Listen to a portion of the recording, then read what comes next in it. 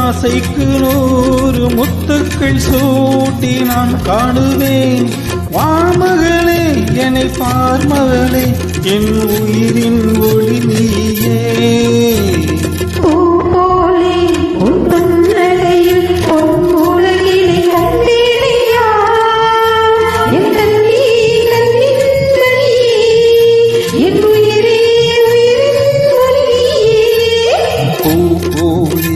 உன் புன்னகையில் பொன் உலகினை கண்டேனம்மா.